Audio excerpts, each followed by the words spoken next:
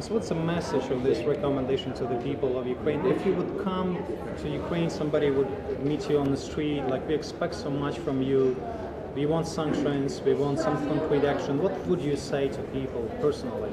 The two very important votes, I would say the historic votes, will happen today in Assembly. Is first, over a long time, it's actually over 10 years only, the second time, the Assembly agreed that if the situation demands it, and if there are grave violations of human rights continue, if both sides cannot find a solution which mutually is trusted, then first, of course, the Assembly has to come back to the issue of Ukraine, but also the sanctions could be applied. It is very unusual for the Assembly on agreeing this kind of situation.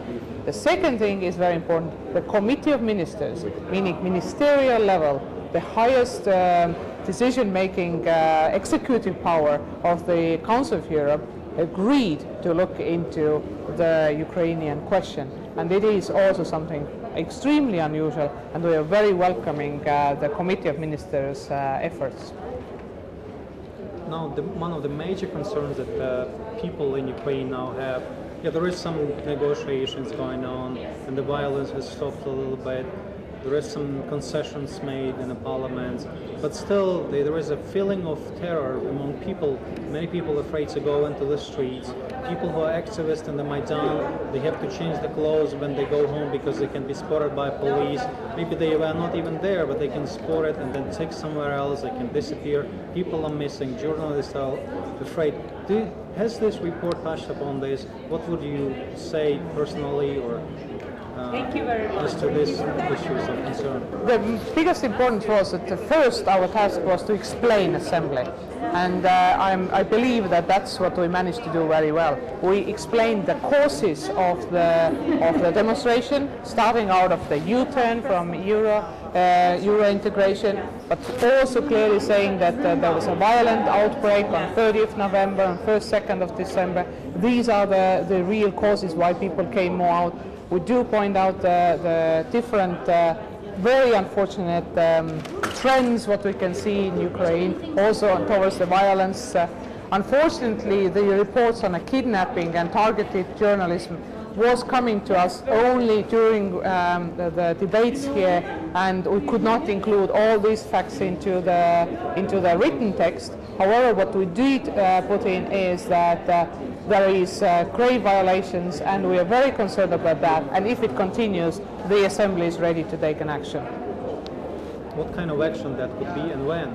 Well, of course, the Assembly can do mostly morally, but sometimes it is also helpful. At least somebody understands what happens in Ukrainian streets. At least somebody is ready to listen to the people who are calling to SOS line, who are desperate in a situation. But most important is what was clear is the mistrust, but also the impunity.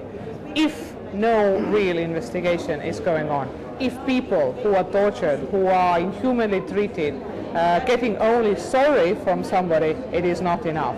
There needs to be clear investigation, there needs to be clear action taken, and also very clear lines what the police force is allowed to do, where the violation, where the freedom of assembly is violated, and what conditions can be put to the protesters. It is clear that these lines have been crossed in Ukraine. You visited Ukraine. Tell us, please, how often, how many times have you been to Ukraine? And maybe you can share some very touching experience you had. Well, in terms of Ukraine, of course, it's changing constantly, and we are going back all the time. We have been in the last few years almost every month in Kiev and in other regions. We have been there now, just in December. We're coming back again in middle of February. It is a country which needs constant attention, as well as it's a big country. There is a big changes in regions. Our task is to meet, first of all sides, and our information relies on administration giving its examples, explanations. We always try to meet speakers, the president, the prime minister, different ministries. as well as people from parliament. But more of the time we are spending on different civic society activists, as well as just common people who come with their concerns. Our concentration is mostly on the human rights, rule of law, so it's clearly that we might meet more on people, not so much on a street level, but people who represent the bar association, or who are concerned about some changes in judiciary, charges who have been fired, unfairly fired, who have questioned that. So there is a lot of human stories there. Of course, we met Mr. Lutsenko in prison, or we were dealing with Mr. Ivashenko, we have been visiting Timoshenko. So there have been a lot of human stories there, and of course now, when there is this Maidan SOS helpline, the stories of torture, disappearance, inhuman treatment are coming, and they are clearly very, very touching.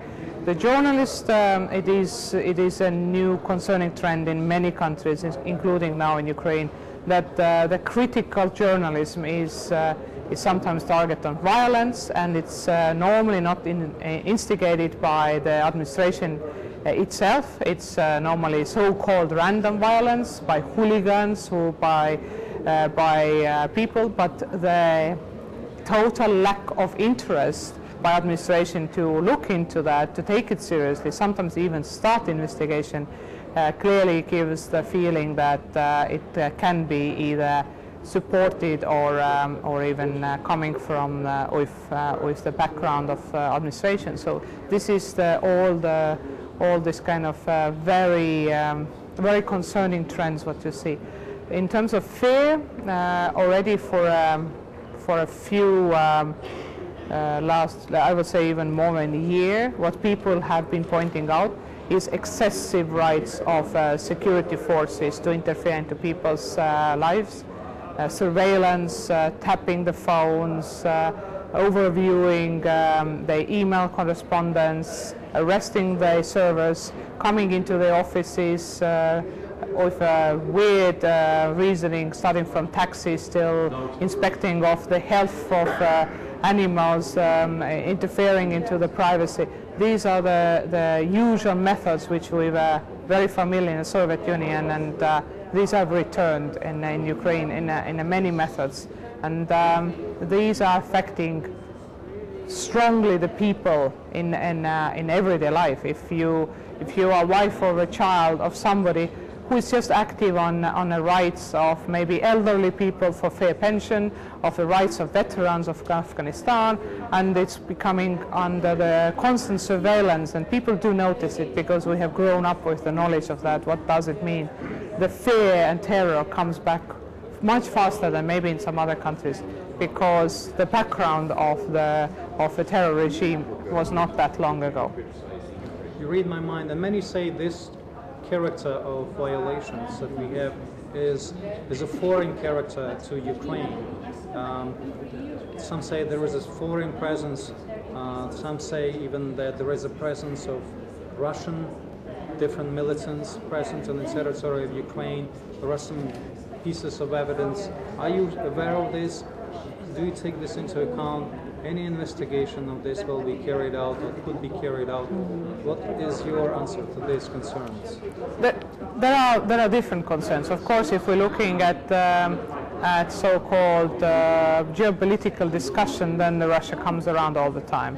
Of course, the base agreements, what is about the Black Sea, the people's outcry about secrecy, of what conditions the military forces were agreed to enlarge in the Black Sea, and then their presence there. So there has been a lot of speculations in that. It is clear that security forces, both Ukraine and Russia, are cooperative. They are exchanging their best and their worst practices. Will it affect on the streets? I do not have any clear evidence on that, but there is a clear, widespread belief that this is the case. And if you look at the civic society, then there is a lot of let's say the evidence. There is a lot of reports that, for example, also in a Maidan protest, when it turns into violence, that the people who were the most extremist, were speaking only in Russian and would not recognize the most outspoken figures, even very, very well, widely known politicians who would be known by Ukrainians, and that kind of turned a lot of people to believe that even the first extremist groups were not really initiated from Ukrainians. So there is, whether they are speculations, whether there are clear interferences, but there is clearly Ukraine is in a crossroad of many different lines of geopolitics. And it is clear that Ukraine has been under enormous political as well as economic pressure from all sides. EU has not played very smartly either, because took for granted a lot of things. Russia probably has played a little bit smarter, knowing more of the the way the Ukrainians are thinking, the expectations of administrations about more. So the discussion of complicity and complexity there is going to go around many, many years still to come.